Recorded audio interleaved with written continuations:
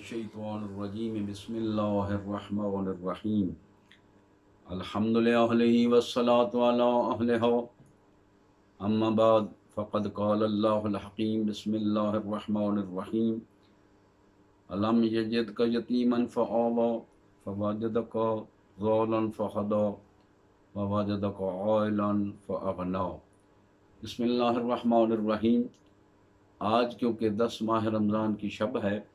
آج مخصوصی ہے حضرت خدیجۃ الکبریٰ علیہ السلام۔ یہ حضور پاک کا پہلا حرم ہے۔ اس کے بارے میں مکمل تو نہیں، کچھ بیان کرنے کا شرف حاصل کرتا ہوں تاکہ خوشنودی حضرت خدیجۃ الکبریٰ ہمارے نصیب میں زیادہ سے زیادہ خدا نصیب فرمائے۔ آپ سامعین کے لیے بھی دعا گو ہوں کہ مولا آپ کو بھی اس کے شرف سے زیادہ مشرف فرمائے۔ بیان تو کرنا تھا لیکن کیونکہ مخصوصی ہے اسی لیے میں اس واقعے کو بیان کر رہا ہوں۔ تاریخ نے جیسا کہ اولاد رسول پر ظلم و ستم ڈھائے اور ان کے ذکر کو چھپانے کی کوشش کی، ویسے ہی حضرت خدیجۃ الکبریٰ کے بارے میں بھی کچھ نہ کچھ انہوں نے چھپانے کی کوشش کی۔ یہی وجہ ہے کہ آج بھی ہمارے ہاں اگر اسلام کا دائرہ وسیع ہے تو وہ اولاد خدیجۃ الکبریٰ کی وجہ سے، لیکن لوگوں نے حضرت خدیجۃ الکبریٰ کی اولاد کو چھوڑ کر باقی لوگوں سے اسلام کو لیا اور اسے پھیلانے کی کوشش کی۔ پہلے نمبر پر تو حضرت خدیجہ رسول خدا کا پہلا حرم ہے، اور اتنی بھی روایات میں ہے کہ حضور کی 9 بیویاں تھیں، 11 بیویاں تھیں۔ ان 9 یا 11 یا بیویوں میں اگر نسل رسول خدا قیامت تک چلی ہے تو وہ حضرت خدیجۃ الکبریٰ سے چلی، کیونکہ حضور پاک کا یہ شجرہ جو قیامت تک پھلتا پھولتا رہا، اس کا شرف اگر حضرت خدیجہ کو نصیب ہوا تو حضرت خدیجہ کے لیے مختلف انہوں نے خیالات لوگوں نے بیان کی۔ بعض نے تو خدیجہ کو خدیجہ کے عنوان سے، جسے ہمارے علم میں مصغر کہا جاتا ہے، مصغر کے نام سے یعنی کسی کو تحقیر کے نام سے، خدیجہ کے عنوان سے، اللہ بی بی کا نام تصغیر سے نہیں ہے، بی بی کا نام جو ہے خدیجۃ الکبریٰ، اور کبریٰ بھی اس لیے کہا گیا کہ جو پورے عرب میں سب سے عظمت کی شان کی مالک ہے تو حضرت خدیجہ ہے۔ اور ہونا بھی چاہیے کہ جو رحمت للعالمین کا زندگی کا ہم سفر اس انداز سے بنے جیسے اللہ چاہتا ہو، جیسے رسول چاہتا ہو، تو یہ حضرت خدیجۃ الکبریٰ کا ہی شرف ہے۔ تاریخ اسلام میں یہ لکھا گیا کہ حضرت خدیجۃ الکبریٰ کا عمر شادی کے وقت 40 سال تھی، بعض نے 30 سال لکھی، لیکن جو محققین کی تحقیق ہے حضرت خدیجۃ الکبریٰ کی عمر وقت عقد 28 سال تھی۔ 28 سال سے پہلے حضرت خدیجۃ الکبریٰ ان کے والد محترم حضرت خویلد بن اسد بن عبد العزیز اور ان کا شجرہ حضرت رسول کی جد امجد حضرت کسی کے ساتھ 4 پشتوں سے جا کر ملتا ہے۔ گویا کہ 4 پشتوں کے بعد حضرت محمد مصطفیٰ اور حضرت خدیجۃ الکبریٰ کا خاندان ایک ہو جاتا ہے۔ اس لیے حضرت ماضی میں جب دیکھتے ہیں کہ عرب کی حالات کس انداز میں تھی، عرب کے حالات اتنے خراب تھے، عورتوں کے بارے میں خصوصاً مختلف انداز میں، کسی کوئی جھنڈے دار عورت مشہور تھی، کسی کے کئی شوہر مشہور تھے، بعض کے لیے جو ہے لوگ قیافہ شناس بیٹھاتے تھے کہ اس عورت کا یہ بچہ کس شوہر کے ساتھ نسبت رکھتا ہے۔ اس جیسے ماحول میں کہ جس ماحول میں یہ انداز تھا کہ شجر انسان کے الٹ پلٹ ہو جاتے تھے، اس دور میں بھی اگر شجر پاک و پاکیزہ تھا، مشہور و معروف تھا، تو وہ بنو ہاشم کا تھا یا حضرت خدیجۃ الکبریٰ کا تھا، جو اس منزل پر بھی شام، اور جہاں تک دیکھا جاتا ہے کیونکہ عربوں میں آپس میں کافی لڑائی جھگڑے رہتے تھے، اگر کسی کا کوئی اونٹ کسی کی چراگاہ پر پہنچ گیا تو اسے روکنے کے لیے لڑائی جھگڑے خاندانوں تک چلتے تھے، لیکن جب تاریخ اسلام میں دیکھا جائے تو پڑھا جائے تو حضرت خدیجۃ الکبریٰ کا خاندان، اس کے والدین کبھی کسی کے ساتھ لڑائی جھگڑے میں ایسے وہ ظلم و ستم کا شکار نہیں ہوتے تھے۔ البتہ इनकी अगर कोई अवभगत रहती थी या कोई मसालत रहती थी तो हज़रत मोहम्मद मुस्तफ़ा बनु हाशिम ख़ानदान के साथ रहती थी, इसलिए इनका भी बहुत बड़ा चर्चा था। और उस चर्चे में हज़रत खदीजतुल कुबरा का वालिदैन भी बहुत काफ़ी, वालिद हज़रत खुवाइलिद साहिब सरवत थे, वो भी अपने ज़माने में बहुत ही मशहूर और मालदार थे। लेकिन हज़रत खदीजतुल कुबरा एक ऐसी बीवी थी कि जिस बीवी के लिए पैदा होते ही वालिदैन का साया सर से उठ गया। और ये शर्फ है सिर्फ कि अगर खदीजतुल कुबरा भी बचपन में अपने वालिद के साया से महरूम हो गई तो वो बीवी उस हस्ती की शरीक हयात बनी, उस हस्ती की बीवी ज़िंदगी में उसके शजरे का एक फल का, एक शजरा का तना बनी कि जिससे नस्ल रसूल खुदा क़यामत तक बाकी रही। वो भी बीबी यतीम थी और मोहम्मद मुस्तफ़ा भी यतीम था। आपको इल्म है कि जो यतीम हो उस यतीम के लिए अल्लाह शर्फ ये बख्शता है कि कोई इसका सहारा बने। अगर कोई सहारा ना बने तो यतीम उल्ट पुल्ट हो जाते हैं। और ख़ुसूसन जो मालदार हों, जैसा कि हज़रत खदीजतुल कुबरा थी, तो ऐसी मालदार बीवी जो है वो बहुत ही उल्ट और आउट और उसकी गलत गलत बीवी की शोहरतें ज़ाहिर हो जाती हैं। लेकिन कमाल ये है कि उस माजी के दौर में भी अगर इस ख़ानदान में इस बीवी का कोई लक़ब मशहूर था तो वो ताहिरा था। ताहिरा उसे कहते हैं कि जिसमें कोई ऐब ना हो, जिसमें कोई गलती ना हो, जिस बीवी के लिए, अज़मत के लिए हर दोस्त और दुश्मन आमादा हो,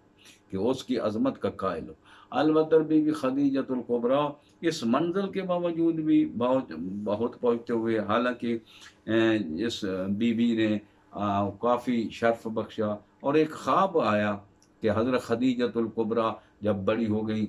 और तकरीबन 28 साल तक हो गई, तो 28 साल की उम्र तक भी बीबी के लिए तबक़ात इब्न साद अहले सुन्नत वल जमात ने भी और शिया ने भी तारीख़ में लिखा कि बड़े बड़े ख़ानदानों के रिश्ते आए तो बीबी ने ठुकरा दी। और किस अंदाज से ठुकराए, कहा इस ख़ानदान में राहज़नी है, इस ख़ानदान का शजरा सही नहीं है। तो मालूम हुआ जब बीबी ऐबदार बनाकर उनके ख़ानदानों को ठुकरा देती थी तो बीबी किसी बेऐब ख़ानदान की तलाश में थी और ये समझती थी कि मेरा हक़ जो है ऐबदार से नहीं होगा, मैं एक बेऐब शख्सियत की मुतलाशी हूँ और जिसको अल्लाह ने मेरे मुकद्दर में लिख दिया। बीबी को एक दफ़ा ख्वाब आया और ख्वाब ये आया कि बीबी ने इरशाद फरमाया कि मैं सोई हुई थी तो उस ख्वाब में मैंने देखा कि मेरे सहन में सूरज है वो चमक रहा है और वो मेरे सहन में उतरा हुआ है और उसकी रोशनी पूरे मक्के तक फैली हुई है। मैं हैरान हो गई और मैं खुशी खुशी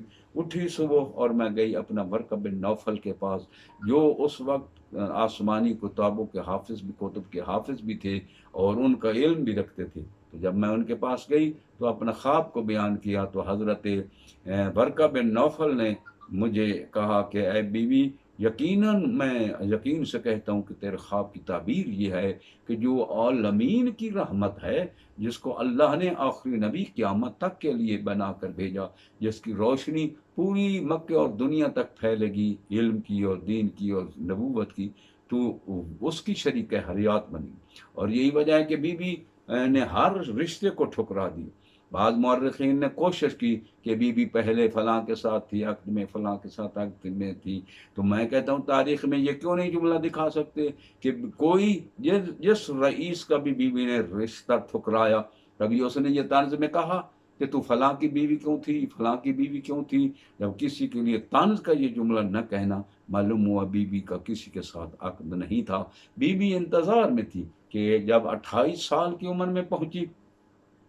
तो बीबी इतनी साहिब माल थी, सरवत थी कि बीबी सलामुल्लाह अलैहा का मंज़िलत ये थी कि उलमाए किराम ने लिखा, बीबी खदीजतुल कुबरा की सीरत में ये जुमला लिखा कि 80,000 ऊँट होते थे जो माल तिजारत लेकर शाम की मंडियों में जाते थे, माल तिजारत लेकर यूरोप तक जाते थे, यमन तक जाते थे और इंडिया तक की उन मंडियों में बीबी के ऊँटों माल का लदा हुआ ले जाते और वहाँ तिजारत का ये काम करते। मुज़ारबा पर बीबी उनको कहती कि जितना तुम मुनाफा ले आओगे, जितना तुम्हारा इतना हिस्सा तुम्हारा होगा। इतना हिस्सा मेरा होगा। इस अंदाज से बीबी के वो 80,000 ऊँट, अब मैं इस पर कैसे तबसरा करूं कि जिस बीबी के 80,000 ऊँट होंगे उसके नौकर और गुलाम कितने होंगे, उस बीबी के अखराजात कितने होंगे। हर बीबी के घर का बर्तन जो था वो सोने का 100 दर्जे पर 100 अदद तक मुंतही होता था। अगर तश्त होते थे तो 100 पर, अगर प्लेटें होती तो 100 पर, अगर बर्तन हर एक का 100, चांदी और सोने के बर्तन बीबी की इस मंजिल तक पहुंचे हुए थे। बीबी का ये शर्त था कि इतने बड़े, कहते हैं बीबी जो एक लिबास पहनती थी वो सोने और चांदी के साथ भी वो मुज़य्यन होता था, और फिर वो बीबी कभी नहीं पहनती थी, वो खैरात कर देती थी, या बीबी उसको दोबारा नहीं पहनती थी। इतने शर्फ वाली बीबी और इतनी अजमत वाली बीबी के बारे में ये तो सब कुछ लिखा गया, लेकिन आज तक किसी ने ये जुमला न लिखा। चाहे उसने 40 साल ज़िंदगी बीबी की लिखी या उसने 28 साल को तस्लीम किया, ये तस्लीम करना पड़ा कि बीबी की ज़िंदगी में कभी कोई गलत पहलू, किसी ने कोई गलत नुक्ता बीबी तक न लगा सके। इतना तो हर एक तस्लीम है कि हर एक को कहना करा पड़ा कि वो ताहिरा बीबी, वो शरीफा बीबी, वो अजमत वाली बीबी, वही बीबी हज़रत खदीजतुल कुबरा जिसकी कनीज़ें भी थीं, जिसके ग़ुलाम भी थे। वो बीबी अभी मुंतज़िर थी कि मैं उस अपने शोहर के इंतज़ार में हूँ जो बेआइब होगा। एक दफ़ा चर्चा सुना कि मक्का में हज़रत मोहम्मद इब्न अब्दुल्लाह अलैहिस्सलाम जो हैं वो बहुत ही अमीन हैं, शराफत में बहुत शरीफ हैं, अज़मत में बहुत अजीम हैं, और वो हुई अमानतदार भी हैं। तो बीबी ने ख्वाहिश की कि मैं भी उसको अपने माल का निगरान बनाकर शाम की सफ़र पर भेजूँ। लेकिन इस शाम के सफ़र पर जब उसने पैगाम भेजा तो हज़रत मोहम्मद मुस्तफ़ा सल्लल्लाहु अलैहि वसल्लम ने इरशाद फरमाया कि इसका फ़ैसला मैं नहीं करूँगा, मेरा फ़ैसला मेरा चचा करेगा। इसलिए सूरह वज़्ज़ुहा में इरशाद फरमाया, अलम यजिदका यतीमन फ़आवा, ऐ मेरा हबीब तू यतीम था तो मैंने ही तेरी परवरिश की और मैंने ही तुझे पनाह दी। तो मालूम हुआ वो सीरत पनाह हज़रत मोहम्मद भी समझते थे कि मेरे लिए अल्लाह की तरफ से जो निगहबान रिसालत, निगहबान नबुव्वत जो अल्लाह ने मुकर्रर किया है, उसका इसमें ग्रामी अबू तालिब है। अगर हर काम में अगर खुद इख्तियार, कायनात का इख्तियार रखने वाला रहमत लिल आलमीन मोहम्मद मुस्तफ़ा जैसी हस्ती भी अपने इख्तियार को सपुर्द कर देते थे हज़रत अबू तालिब के बारे में, कहा वो मेरे चचा हुक्म देंगे तो मैं जाऊंगा। तो हज़रत अबू तालिब अलैहिस्सलाम ने उसकी मंजिल के लिए भेजा कि आप चले जाएं। अब मकाम ये है कि जब क्योंकि एक एक पहलू पे काफ़ी खिताब की ज़रूरत है, लेकिन मैं इख्तिसार के साथ गुजरने की कोशिश करता हूँ। हज़रत खदीजतुल कुबरा सलामुल्लाह अलैहा ने पैगाम भेजा और मोहम्मद मुस्तफ़ा ने हज़रत अबू तालिब के हुक्म के मुताबिक इस काम को अपने सर कबूल किया। अब जब कहते हैं, क्योंकि हासिदीन मक्का भी काफ़ी थे जिनके जहन में था कि कल का ये यतीम, अब्दुल्ला का यतीम, ये इतने बड़े सामान को, इतने बड़े माल को शाम के लिए हमारा निगरान बना रही है, तो हमें चाहिए कि इसके लिए कोई ना कोई, कुछ हासिदीन थे और कुछ मोहम्मद मुस्तफ़ा की नबुव्वत के कायल और नबूवत की अज़मत के रोशनी और चमक देख रहे थे, वो खुशहाल थे। लेकिन हकीकतन अभी ज़ाहिर तो नहीं हुई थी, ऐलान नबूवत तो नहीं हुआ था। हज़रत मोहम्मद मुस्तफ़ा के लिए उन हासतों ने एक ऐसा ऊँट तलाश किया कि जो ऊँट सवारी के काबिल नहीं था, ना ही उसे कोई बिठा सकता था, ना ही उस पर कोई चढ़ सकता था, वो गिरा देता था। लेकिन इन्होंने कहा कि यही ऊँट जो है हज़रत मोहम्मद मुस्तफ़ा के लिए हम मुअय्यन करेंगे। बीबी अपनी बालाई मंज़िल पर घर पर बैठे हुए ये मंज़र देख रही थी, तो क्या देखती हैं कि जब मोहम्मद मुस्तफ़ा उन ऊँटों की कतार में आने लगे तो गर्मी का मौसम था, और वो भी मक्के की इतनी गर्मी और आतिश ज़दा, जब सूरज उस वक्त आतिश निशावर कर रहा था पूरे मक्के की ज़मीन पर, और हर एक तरफ से लब ज़बानें बाहर निकली हुई थी, पानी के एहतमाम में थे। तो बीबी खदीजतुल कुबरा ने देखा कि मोहम्मद मुस्तफ़ा जिस अंदाज से भी जहाँ कहीं भी चलते हैं तो हज़रत के सर पर एक बादल साए किए हुए होते। तो बीबी समझ गई कि ये यकीनन वही हस्ती है जिसकी मैं इंतज़ार में। लेकिन जब वो ऊँट सपुर्द किया गया कि जिस ऊँट को पर काबिल सवारी नहीं था, तो उस ऊँट के करीब जब मोहम्मद मुस्तफ़ा पहुँचे तो मंज़र ये थी कि ऊँट ऐसे ही मोहम्मद मुस्तफ़ा सल्लल्लाहु अलैहि वसल्लम के लिए अपने आप को زانوں تہ کر کے اتنے ادب سے جھکا ہوا تھا جیسے ان کی جد امجد کے لیے حضرت عبد المطلب کے لیے ابرہ کا ہاتھی اپنے دونوں پاؤں لمبے کر کے حضرت عبد المطلب کے لیے سلامی کے لیے تیار رہا۔ یہ بھی تیار ہوا تو لوگ حیران ہو گئے۔ جب یہ قافلہ چلنے لگا تو حالت یہ تھی کہ جب مکے سے وہ پورا سامان، اور تاریخ اسلام نے اتنا لکھا کہ جتنے رؤساء عرب تھے یا ارد گرد کی منڈیوں کے مال آتے تھے، سب کا مال اگر اکٹھا کر دیا جائے تو سب تجار کا مال خدیجۃ الکبریٰ کے مال کے برابر بھی نہیں بنتا تھا، بی بی کا مال اس سے بھی زیادہ ہوتا تھا۔ محمد مصطفیٰ جیسی ہستی جب وہاں پہنچے تو ان کے مال بکتے گئے۔ حضرت محمد مصطفیٰ نے کہا کہ جس کا مال بکتا ہے انہیں پہلے بیچنے دو، ایسا نہ خیال کریں کہ محمد مصطفیٰ نے ہماری تجارت کو روک لیا ہے۔ اس لیے سب کے مال بک گئے، اب مال حضرت خدیجۃ الکبریٰ کا رہ گیا۔ اب اس مال میں جو منافع ہوا وہ سابقہ سے بہت زیادہ تھا، اور جب واپس آئے تو میسرہ کے غلام خصوصی نگرانی کے لیے حضرت خدیجۃ الکبریٰ نے معین کیا تھا کہ یہ ایک نیا میرے مال کا سربراہ ہے، تم نے اس کے لیے ہر قسم کی سیرت کو اپنے لیے نوٹ کرنا ہے اور مجھے واپسی آ کر بیان کرنا ہے۔ جب واپسی پر آ گئے تو اس وقت خدیجۃ الکبریٰ نے حضرت محمد مصطفیٰ کی عظمت تو پہلے ہی سمجھ چکی تھی، لیکن اس راز کو مزید کھولنا چاہتی تھی، اور یہ کہا، پوچھا، اے میسرہ مجھے بتا کہ محمد مصطفیٰ نے جب اس سفر کے ساتھ تمہارے ساتھ گئے تو بتاؤ اس کا عیب کیا تھا، تو اس کی منزلت کیا تھی؟ تو میسرہ نے کہا، بی بی منزلت یہ تھی کہ جب ہمارے اس قافلے کا کھانا پکتا تھا تو وہ کھانا بچ جاتا تھا، اتنی برکت تھی، اور جب ہم اونٹوں کو گھاس چارہ ڈالتے تھے تو وہ بھی پیٹ بھر کر کھا جاتے، لیکن اس کے بعد بھی چارہ بچ پڑتا تھا۔ اور بیوی کمال یہ ہے کہ ہم جس مدر کے ساتھ، جس حجر کے پاس، جس شجر سے گزرتے تھے تو اس سے ہم آواز سنتے تھے، وہ کہہ رہے تھے کہ سلام ہو اے اللہ کے نبی، سلام ہو اے صاحب عظمت، وہ سلام کرتے تھے۔ اور آخر ہم ایک راہب کے پاس پہنچے تو اس راہب کے پاس جب پہنچے تو حالت یہ تھی، ایک ایسا درخت تھا کہ جس درخت کے نیچے محمد مصطفیٰ جا کر بیٹھے تو ہرا بھرا ہو گیا، اور جہاں وہ درخت میں اس نے عظمت دیکھی تو راہب باہر آیا، اور اس نے باہر آ کر کہا کہ کون ہے نگران؟ تو میں نے کہا میں ہوں۔ تو اس نے کہا یہ تو بتاؤ کہ ان میں سے یہ جو ہستی نیچے بیٹھی ہے اس میں گرامی؟ انہوں نے کہا یہ اس کا نام محمد ہے۔ مصطفیٰ تو خیر بعد میں جب نام بتا اس نے کہا کہ دیکھو یہ وہ شجرہ ہے، وہ درخت ہے جس درخت کے نیچے کبھی کوئی نبی کے علاوہ یا اللہ کے خاص نمائندے کے علاوہ کوئی یہاں نہیں ٹھہر سکتا، اور نہ ہی کوئی ٹھہرا۔ یہ ٹھہر کر بتا رہا ہے کہ یقیناً یہ کوئی نبی ہے آخری۔ ہاں، پھر جب اس نے نام پوچھا، کہا اس کا باپ کیا ہے؟ انہوں نے کہا اس کا باپ حضرت ابو طالب۔ تو حضرت نے اس نے کہا نہیں، اس کا باپ جو ہے وہ فوت ہو چکا ہے۔ کہا ہاں اس کا باپ تو فوت ہو چکا ہے، لیکن پرورش اللہ نے جو اس کو سپورٹ کی ہے وہ حضرت ابو طالب کے پاس سپورٹ کی ہے۔ تو اس وقت حضرت میسرہ نے کہا، بی بی اس نے ہمیں یہ پیغام دیا کہ اسے بچا کر رکھنا، یقیناً یہ آخری نبوت میں سے یہ ہوگا، اور اس کی عظمت کا اقرار کیا۔ بی بی نے کہا میں پوچھتی ہوں کہ تم اس کے کوئی عیب بتاؤ، اور تم نے اتنے فضائل بیان کر دیے جو عام انسانیت سے مبرہ و بالا ہیں۔ تو اس وقت میسرہ نے کہا، بی بی کمال یہ ہے کہ سفر میں پسینہ آ جاتا ہے، اور اس پسینے سے کپڑوں میں بدبو آ جاتی تھی،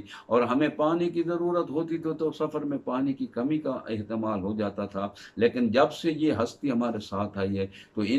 اس کے پسینے کی خوشبو سے وہاں صحرا معطر ہو جاتے تھے، ہمارے جو تمام لوگ تھے وہ خوشبو سے معطر ہو جاتے تھے، اور اس محمد مصطفیٰ صلی اللہ علیہ وسلم کی عظمت سے پانی کم نہیں ہوتا تھا، بلکہ اگر پانی کی کہیں کمی بھی ہو جاتی تھی تو اس میں یہ پیتے تو اس میں برکت آ جاتی تھی۔ بی بی ساری یہ منظر سمجھ کر بی بی نے کہا کہ میں یہ چاہتی ہوں کہ میں اس شخصیت ہی کی انتظار میں ہوں کہ کب یہ شخصیت آئے گی، اور اس میں شخصیت کا اپنی منزلت کے اعتبار سے اپنی زندگی کا سفر شروع کروں گی۔ میں یہ کہنا چاہتا ہوں کہ وہ لوگ جو کہتے ہیں کہ محمد مصطفیٰ صلی اللہ علیہ وآلہ وسلم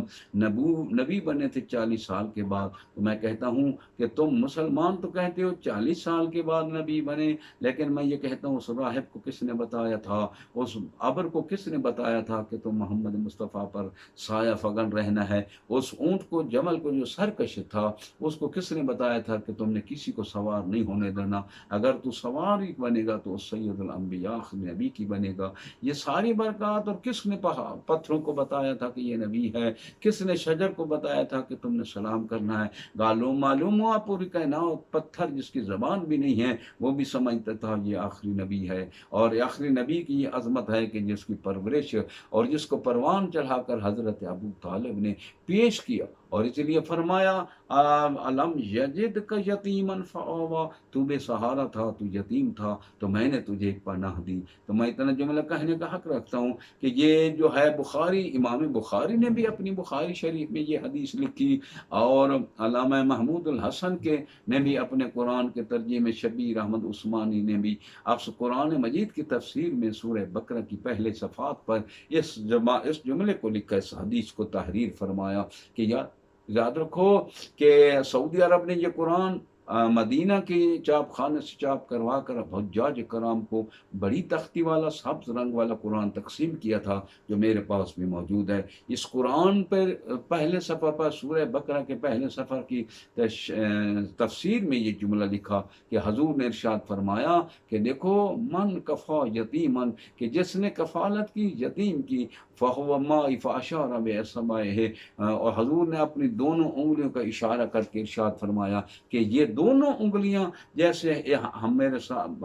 ہم ہیں، اسی طرح جو یتیم کی کفالت کرے گا وہ قیامت کے دن میرے ساتھ جنت میں ایسے ہی ساتھ ہوگا۔ لیکن یہ حدیث میں یہ جملہ کسی نے نہیں لکھا کہ وہ جو یتیم ہے وہ مومن ہوگا، یا وہ یتیم قاتل بنے گا یا مقتول بنے گا، یا کس منزل پر ہو، یہ نہیں لکھا۔ لیکن اتنا جملہ لکھا کہ وہ یتیم کی کفالت کرنے والا، رسول نے فرمایا جنت میں میرے ساتھ ہوگا۔ تو میں کہتا ہوں کہ جو عام یتیم کی کفالت کرے اسے تو تم جنتی کہہ دیتے ہو رسول کے ساتھ، اور اس کی حدیث کو تسلیم کرتے ہو، اور جس نے محمد مصطفیٰ جیسے یتیم کی پرورش کر کے اسے مشرکین کے حملوں سے بچا کر اس ہستی نے ہمارے ہاں اس نبوت کے رسالت اور نبوت کے کلمے کو پہنچایا ہو، تم اس کے ایمان میں اگر شک کرو گے تو گویا کہ تم نے رسالت محمد مصطفیٰ کے رسالت کے نگاہ بہن کے تم نے انکار کر کے تم نے رسالت کی اس عظمت کا بھی انکار کیا۔ تو بہتر یہ ہے کہ تم نے اس یتیم کی پرورش کرنے والا حضرت ابو طالب کو، اللہ نے یہ کہا، یہ ارشاد فرمایا کہ اے میرا حبیب، یہ تیری کفالت وہ ابو طالب نہیں کر رہا تھا، میں اللہ کر رہا تھا، اور ابو طالب کا فعل میرا فعل تھا۔ اور پھر فرمایا علم یجد کا یتیمن فآوا فوجدک عائلا فاغنا، کہ تو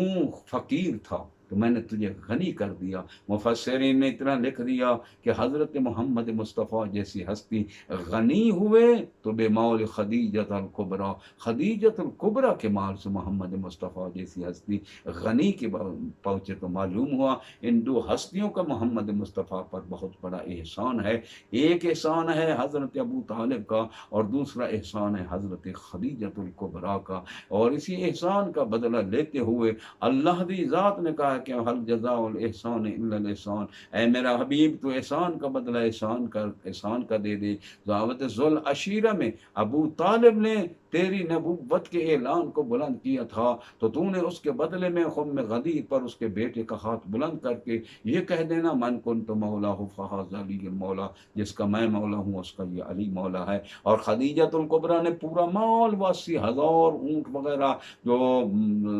تقریباً بی جب